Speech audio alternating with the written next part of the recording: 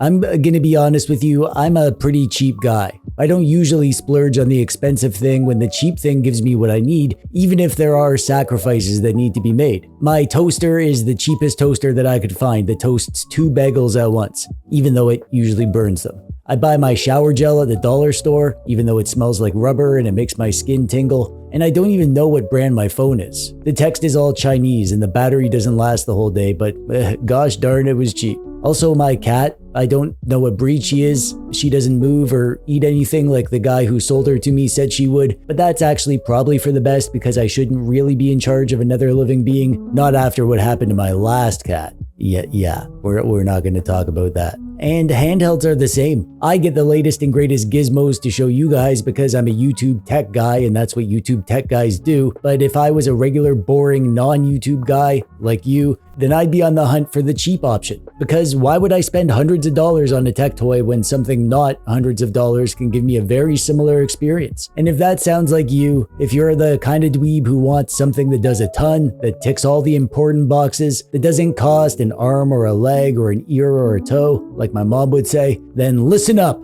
because I'm here to show you this, the MagicX XU Mini M, a great retro handheld in a ton of ways, slightly less great in other ways, and it's cheap, which is good if you like to keep your money to spend on other things. Speaking of which, does anyone want to buy a cat? Now, I don't know if MagicX is a real company. They made a handheld before, the XU10, but when I bought it, it wasn't called MagicX. I bought it from Pow Kitty, expecting to get a Pow Kitty, but when it arrived, it said Amptown on the box. And then when I turned on the system on the screen, it said MagicX. But then the system on it was a stripped down version of Amberlec. They just added their boot logo. So it's not surprising, to me at least, that shortly after launch we learned that this thing uses the same stripped down operating system, and then it was revealed that the chip that was advertised in here, which is supposed to be the RK3562 chip, was actually the RK3326. Oh, the scandal! Oh, all that MagicX brand loyalty down the drain! So yeah, it should be clear if there's one thing that you're guaranteed when buying a MagicX product, it's that there's going to be some jank. And the XU Mini M does have some jank, and it's probably because of that this thing is not getting talked about much. But here's the thing. Most of the jank can easily be stripped away with a quick flash of some better firmware. You can unlock the system to its full potential, and the hardware is really freaking solid here. So for those brave enough to tread the path less traveled, the janky path that smells like a Chinese handheld factory, they may just find a diamond in the rough, a hidden gem handheld that impresses where it counts. And today I'm going to show you all the best parts about the MagicX XU Mini M. And spoiler alert, one of those parts isn't the name. God, what a stupid name. You know what name isn't stupid? Lit NXT. Actually, never mind.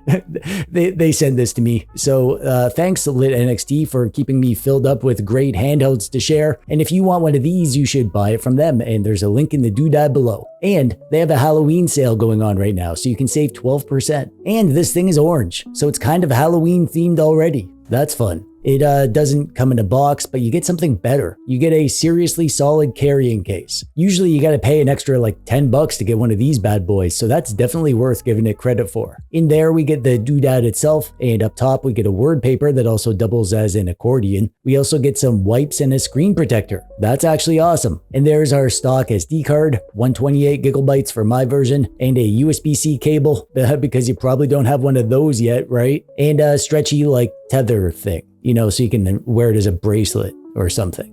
If you look up the specs online, they'll probably be wrong. This thing doesn't have the RK3562 processor like MagicX said at first. Actually, there was some drama where they were like sold some fake chips or something, so they said it wasn't their fault. I don't know. I don't care. Well, we know that it's an RK3326 CPU, so let's judge it based on that. We get 1 gigabyte of DDR4 RAM. The screen is 2.8 inches, 640 by 480 resolution, IPS and OCA laminated, 2600 mAh battery, no Wi-Fi or Bluetooth or video out. It weighs 120 grams, and it comes with a 64 gigabyte flash card for the system card in the stock configuration. Preloaded with games. On the front, we get a D-pad, face buttons, dual thumbsticks with L3 and R3 click, a start and select button, a menu button, and an LED power indicator light. On the top, we have bumpers and triggers, one USB-C hole for charging, another USB-C hole for OTG connection, and volume up and down. Underneath, we have downward firing stereo speakers, a power button, reset button, and a headphone hole. On the left side, we have an SD card hole for the system card, and on the right side, there's another SD card hole for extra storage. And around back, there's a little vent grill for airflow. I kind of like the way this thing looks. It's a tight little guy, very densely packed and efficient. As you can see, my version is orange with all white buttons. I like the look of the orange, but not with the white buttons. But that's probably just because I hate creamsicles. I would have preferred the buttons and stuff were black. It does come in other colorways though. I was expecting it to look and feel cheap, but it really doesn't. I think it looks good for a cheap gizmo. It doesn't feel like expensive and premium, but it feels nicer than I expected. It's comfortable to hold, it has some nice rounded edges and feels good in your hands. The D-pad and the buttons and the sticks are in good places that make them easy to use. It feels great actually. And because we have inline bumpers and triggers and low profile sticks, that means this thing is quite pocketable. Let's do a test. Hey loser. What? Put this thing in your pocket and show the people. You call me a loser and then ask me a favor? Go screw yourself. Hey, get back here. We need to show the people the pocket thing. I'm sorry I called you a loser, please. Fine, I'll do it myself. There you go, it's in my pocket. I don't even know why we do this pocket test crap. It's probably that loser's idea. What?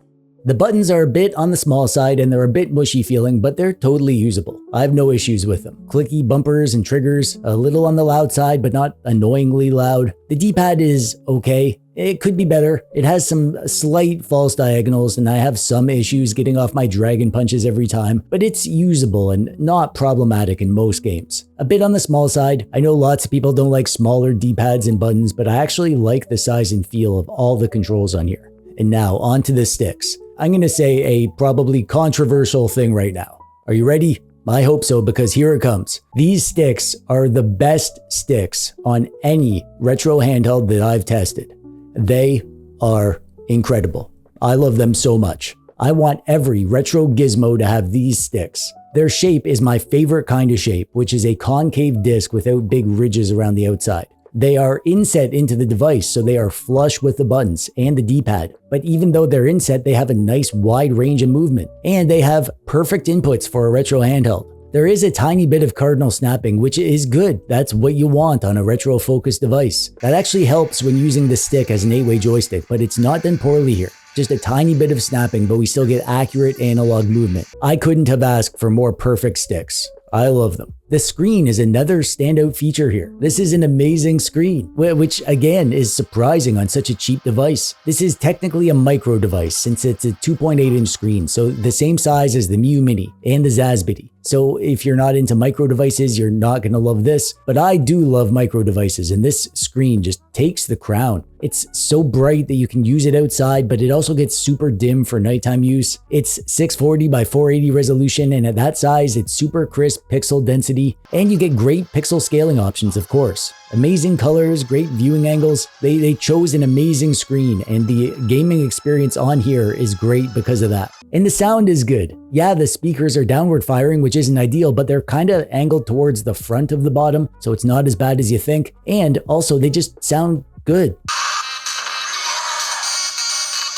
They're decently bassy, super loud and clear, and you can watch movies on this thing. Copy your movie files over to the M-Player folder on the SD card, and you can turn this thing into a retro cartoon machine in addition to a retro game machine. And at this point, you're probably wondering, TechDweeb, how are you so smart and cool and have such big muscles and get all the girls? To which I'd say, yeah, you're not wrong there, but you'll have to subscribe to TechDweeb on YouTube if you want to be as cool as me someday. But you're probably also wondering, TechDweeb, you've basically had nothing but good things to say about the MagicX XU Mini M so far, but you started off by saying it was janky. What the heck, man? To which I'd say, yeah, this thing is great in many, many ways, but the big Achilles heel for this thing is the system. The stock system that comes on here is kind of weird. It's not terrible, you can use it and it works, but it's not ideal. It's a stripped down version of AmberELEC, so the front end is emulation station based, but they've taken out lots of the options so that you don't get to customize stuff. It's all kind of bare bones. You can get the emulator options open and you can change some important stuff in there, like removing the video filter and choosing the correct aspect ratio, but there's a ton of options missing for us that like to tinker. And they don't give you any of the in-game options that you're used to.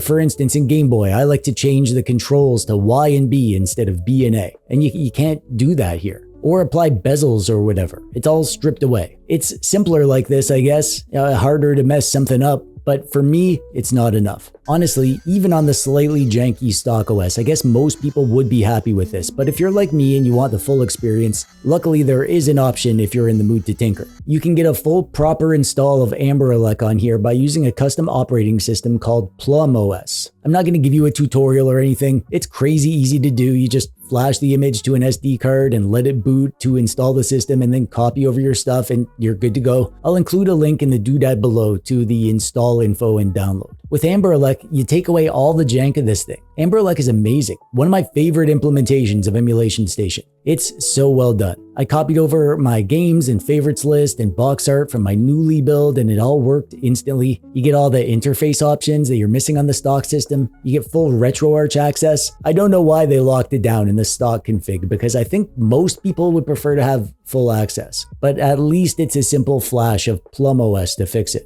The gaming experience that you'll get here is basically the same as any RK3326 device. I know the company had that controversy because they said it was a different chip, and then after launch we found out it was the RK3326, but that's actually kind of a blessing in disguise because the RK3326 is a really popular chip, and that's why we can have operating systems like AmberELEC running so well, even considering this thing just came out. And we know what the performance on that chip is like. It's going to run everything up to and including PS1 and Nintendo DS with no issue, and beyond that you'll get a lot of N64, a ton of PSP and Dreamcast, and a little bit of Sega Saturn. The actual gaming experience on here is kind of amazing. Way better than you'd expect from a cheap device. Playing all the old stuff like Arcade, NES, Game Boy, Game Boy Advance, SNES, Sega Genesis, TurboGrafx-16, PS1 is so dang good, specifically because of the quality of the screen, the sound, the quality of the controls, and the feel of the gizmo in your hands. I love the way that the games look. I love that with Plum OS we get the full suite of AmberELEC options, and the performance I guess is pretty standard for RK3326 devices, but it's still impressed me at this price. I was playing some harder to run Nintendo DS games and Nintendo 64 games. Even PSP and Dreamcast games work well, apart from the hardest to emulate games of course. Sega Saturn also played better than I expected because we get access to the standalone Yaba Sanshiro emulator here.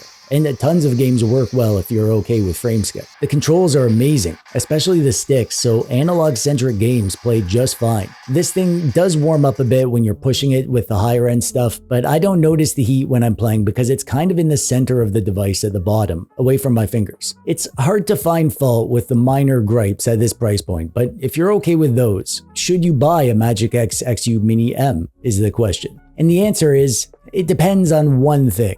Do you like horizontal micro-sized devices? If you're like me, the answer will be, heck yeah, buddy. But I know there are lots of dweebs out there that don't want something like this. They want something bigger, and that's totally fair. But if you made it this far in the video, then maybe that's not you. And if you like what you see, then this is an easy recommendation from me. I know lots of reviewers have been saying they're kind of sick of reviewing this stuff. It's all too similar. And maybe I just haven't been around long enough to get angsty, but I still get awestruck at this tech. This hobby is changing so fast and it feels like we're getting more and more for less money. Even though there's very little new with the MagicX XU Mini M, I'm still blown away with this thing. That we're getting this kind of performance, this quality of a device, this quality screen, this quality buttons and sticks at a budget price. I'm here for it.